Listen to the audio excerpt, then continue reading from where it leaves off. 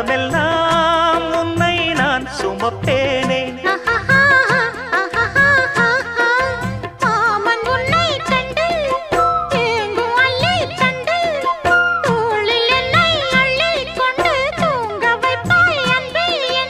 என் கண்ணில் நீதானம்மா,